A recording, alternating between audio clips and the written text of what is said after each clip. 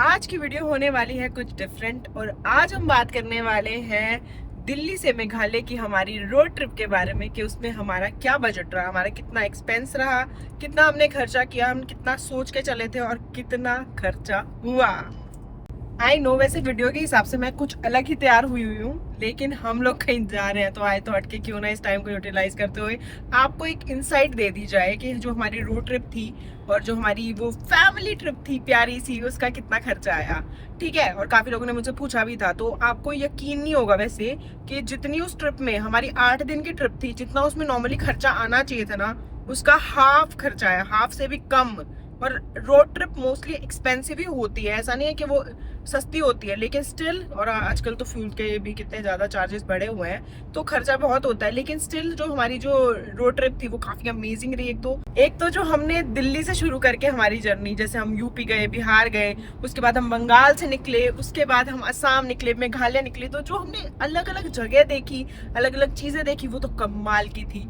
तो I would recommend कि आप लोग रोड ट्रिप तो अपनी लाइफ में जरूर करना, आपको बहुत मजा ही आ जाएगा। लेकिन चलो आज हम बात करने वाले हैं, सबसे पहले हम बात करेंगे सबसे बड़े खर्चे की, वो है फ्यूल का। ठीक है, उसमें हमारे कितने लगे। सेकंड हम बात करेंगे हमारे उससे जो नेक्स्ट हमारा जो सबसे ज्यादा खर्चीली चीज रही वो थी हमारा स्टे।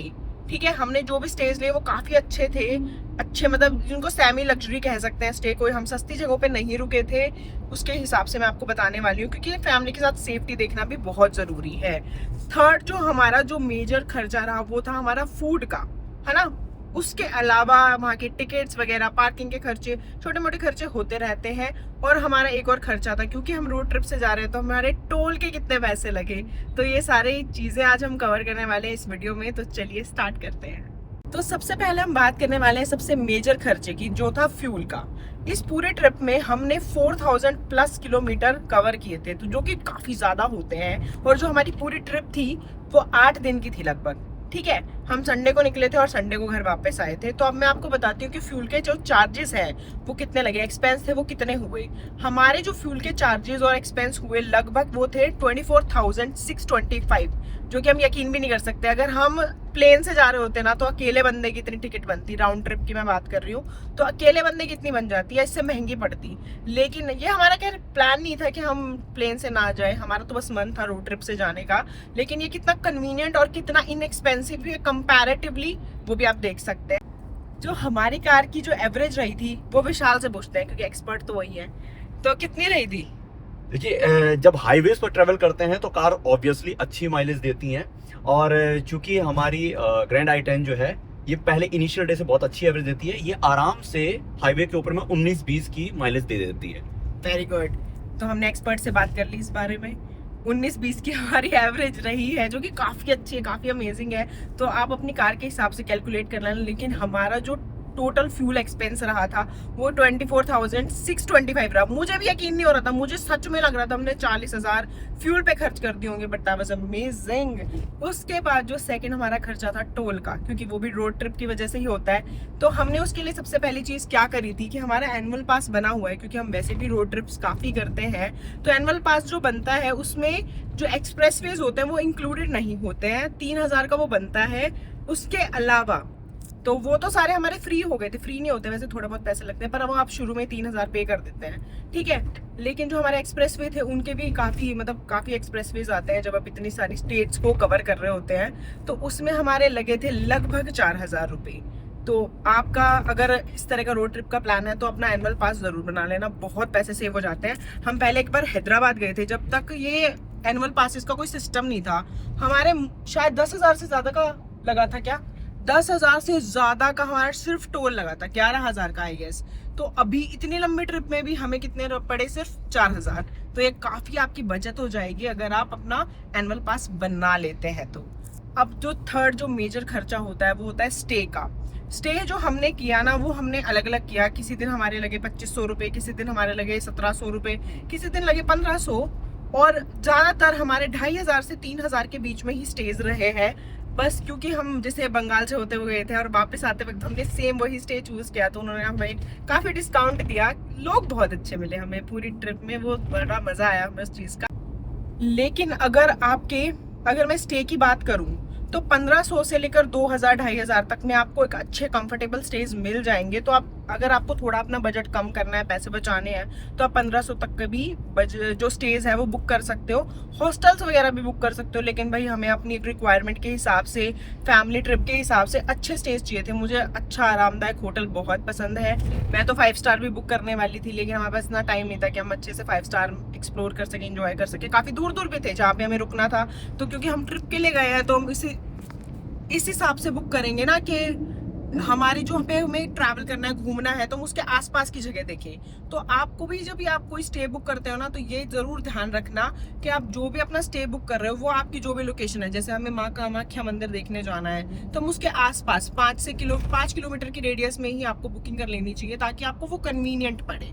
ठीक है, तो इस तरह के हमने जो स्टेज बुक करे थे, कुछ में हमारे को ब्रेकफास्ट भी साथ में मिला था। ठीक है, तो वो पड़े थे हमारे को 2500 से लेकर 3000 तक में। एक जगह पे एक्सेप्शन था जहाँ पे हमें 1500 और 1700 रुपये देने पड़े।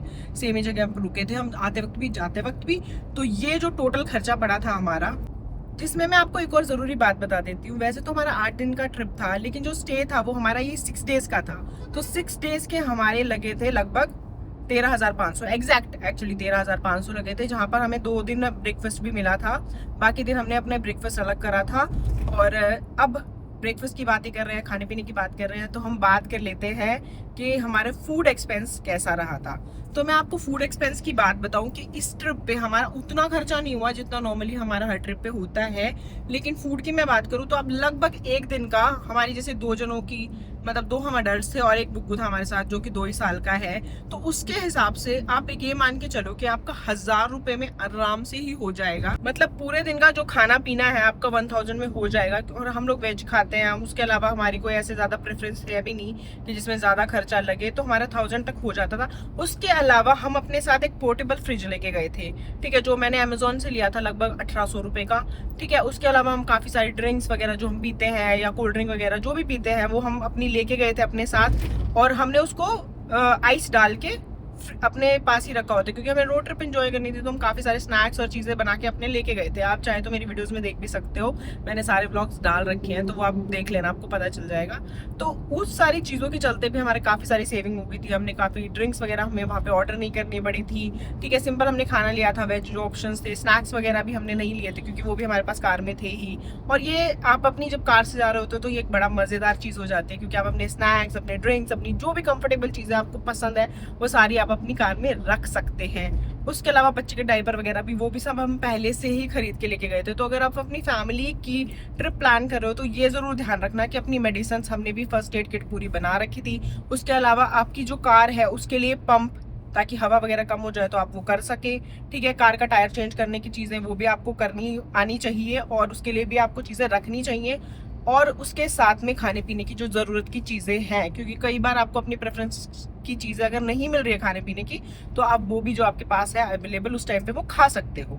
वैसे असम स्टेट तक जाते जाते, मेघालय तक जाते जाते खाने पीने के बड़े ऑप्शन मिल जाते हैं, ऐसी कोई दिक्कत नहीं है। खास करके अगर आप नॉन वेजिटेरियन हो तो आपको ज़्यादा ऑप्शन मिलेंगे, वेजिटेरियंस को कम ऑप्शन मिलेंगे। लेकिन एक्सपेंसिव इस हिसाब से, अगर आप नॉनवेज खाते हो तो एक्सपेंस भी बढ़ जाएगा। मेरे ख्याल से आप 2000 मान के चल सकते हैं, वो आपका अपना है। लेकिन बेसिक 1000 रुपीज़ में आपका पर डे का खाना हो जाएगा। तो 8 दिन के हिसाब से खाना तो हमने रोज़ ही खाया था, तो हम 8000 मान के चलते हैं कि खाने पीने पे हमारे लगे थे 8000। ठीक है, अब उसके बाद हम करेंगे हमारी पार्किंग के टिकट्स के, और जो कहीं पे भी जाते हैं वहाँ पे एंट्री टिकट लगती है। देखो, अपनी कार होने के बावजूद भी जो हमारे पार्किंग और टिकट के एक्सपेंसेस जो रहे हैं ना, वो लगभग हमारे लगे थे 700 के अप्रॉक्स, कुछ कम ही लगे थे, मतलब लगभग इतने मान लीजिए। उसके अलावा अगर आपका कोई मेजर खर्चा होता है तो होता है शॉपिंग। एक तो ढेर सारी फ्रिज मैग्नेट मैंने खरीदी थी और सबके लिए गिफ्ट्स खरीदे थे, तो उसका एक्सपेंस डेफिनेटली आपकी खुद के ऊपर ही डिपेंड करता है। तो वो मैं इस ट्रिप के अंदर, इस बजट के अंदर नहीं इंक्लूड करके आपको बताऊंगी, क्योंकि वो आपके हाथ में, आपको कितना खर्चा करना है कितना नहीं करना है। तो शॉपिंग के खर्चे को छोड़ के जो भी हमारे एक्सपेंसेस लगे थे वो सारे कैलकुलेट करके, you will be amazed and shock at the same time कि इतना ही खर्चा लगा था बस। तो हमारा जो टोटल पड़ा था वो था 50,125 rupees. Can you imagine that? मतलब ये ट्रिप हमें 1 लाख से ऊपर की पड़ती अगर हम किसी और तरीके से जाते, लाइक डेफिनेटली प्लेन से जाते तो, क्योंकि ट्रेन से तो हमारा जाने का कोई प्लान नहीं था। तो अगर आपको रोड ट्रिप जाना है और आपको ऐसा लगता है ये बहुत एक्सपेंसिव होती है, तो भाई इतनी नहीं होती है। प्लानिंग अच्छे से कर लो, खाना पीना अच्छे से भर लो और उसके बाद निकल जाओ यार। कार प्रॉपर से चेक करा लेना।